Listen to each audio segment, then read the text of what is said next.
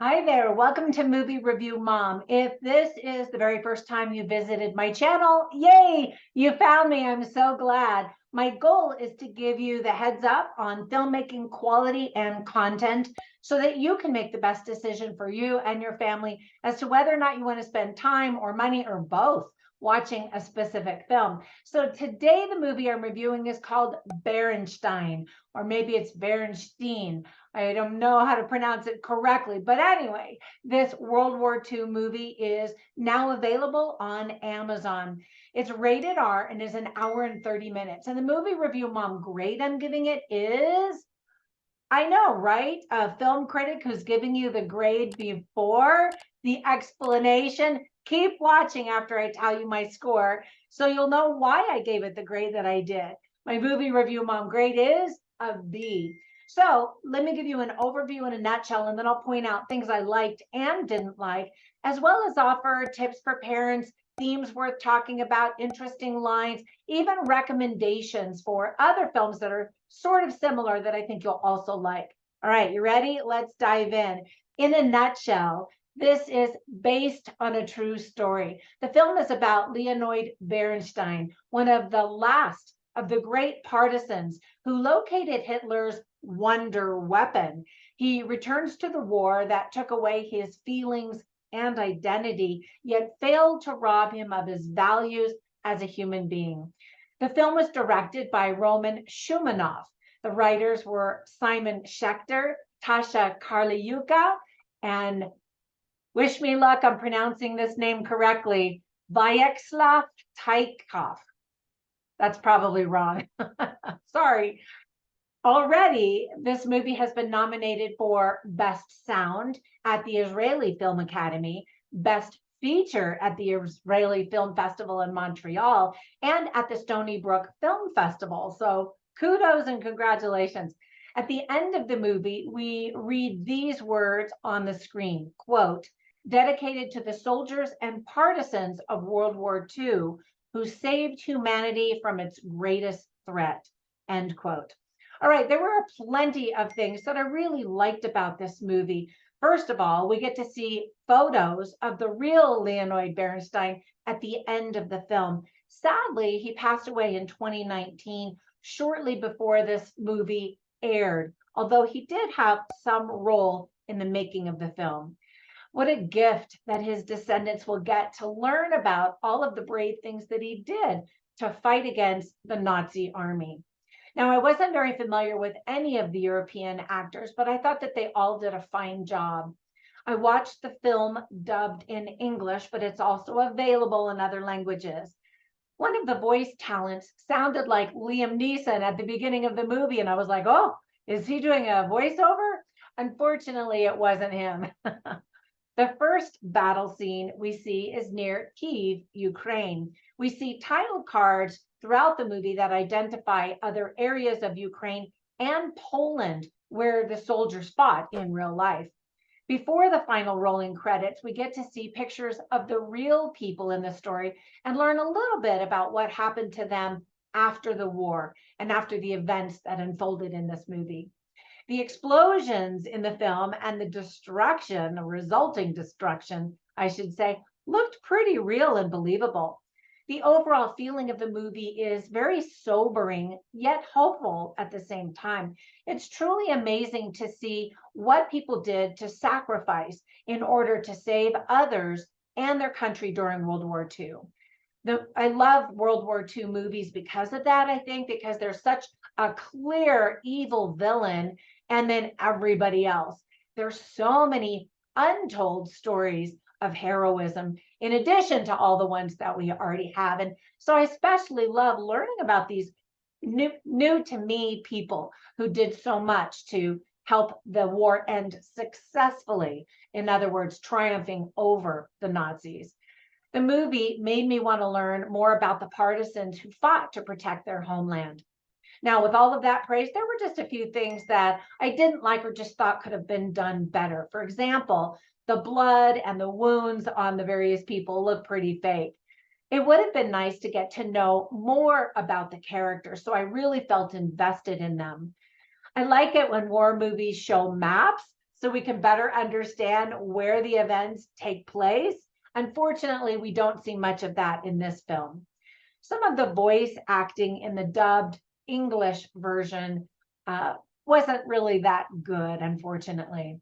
Let me give you some tips for parents. First of all, I think kids are going to be bored or frightened if they watch the movie, or both. We see a lot of blood and gore, lots of war violence with various weapons. There's a high dead body count, and we see some brutal deaths. Some of the themes that are illustrated very well are courage, war, hope, Judaism, freedom, patriotism, and sacrifice. So I always like to write down funny lines and interesting lines to share with you so you can kind of get a taste and feel for the movie. I didn't write down any funny lines because this is a serious drama, but there were some interesting lines worth noting and that were designed to compel us to really think. So, for example, Peter Dobovoy, who's played by Igor Surkov, his character says, joining a partisan camp is an act of bravery. And he's saying that to the new recruits, letting them know this isn't summer camp. This isn't just playtime. This is war. Another time, the same character says, a partisan warrior is a master of the forest, because so much of that fighting was done on their familiar territory. They knew all of the back roads and the forest like their backyard, because indeed it was. Whereas the German Nazis that were coming in, didn't know all of that. So they had the advantage, which is also one of the reasons why the American colonies won the Revolutionary War, because they were fighting on their home turf and using some guerrilla warfare, that wasn't proper war, the rules of war and the engagement. Anyway, different side note. I love Revolutionary War movies too. But anyway, another line that I thought was really interesting, and that just really is a reminder how far removed we've become as a society from nature. Back then, that's what they had. They didn't have all of the technology that distracts us sometimes from nature. And so there's a character named Marina, and she's played by Lilia Ostapovich. And she says, as she's in the forest and she touches the tree and she sees some sap coming down, she says, the tree is crying. And it's sobering to remember that it wasn't just human lives that were sacrificed, but so much of nature, of forest, of land, animal life that was also destroyed in World War II. And then finally, we actually get to hear a line from Leonid Berenshtein, and he says, a free man chooses for himself how he will live and how he will die. And so many of these soldiers lived with that mentality that they would rather commit suicide than be captured by the Nazis. And so we see a little bit of that going on, but a lot of that mentality that it's win or die either way, right? You're going to win or die trying, or just die if you don't think you're going to win. Anyway, all right, so let me give you some recommendations for some other films that recently came out that also deal with some of these Eastern Europeans during World War II. The first one is called Legions, or Legiony, and it's also a foreign flick. And click down below and you'll see links to my recommended films, as well as a bunch of other stuff, my websites and other YouTube channels, my podcast, and all of that kind of stuff.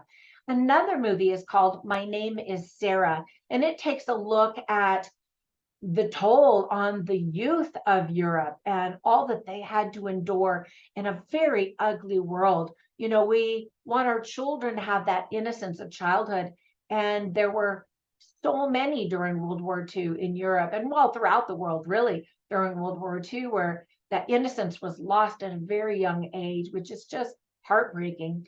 And then another recent movie came out called Wolfhound. Actually, there are so many like Wolfhound, where they're not like Hollywood blockbuster films, but more indie films telling a true story that I had never heard before about World War II and the courage that was involved in that particular battle or a particular part of the world.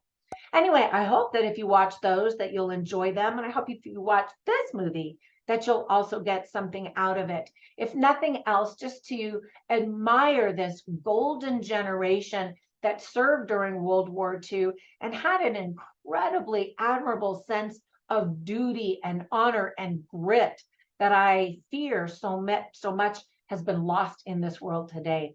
All right, that is it for my review. If you enjoyed this review or found it helpful, please like or comment or subscribe. You know the drill. That always helps me to grow my channel. Have a fantastic day, and I will catch you in the next one. Bye for now.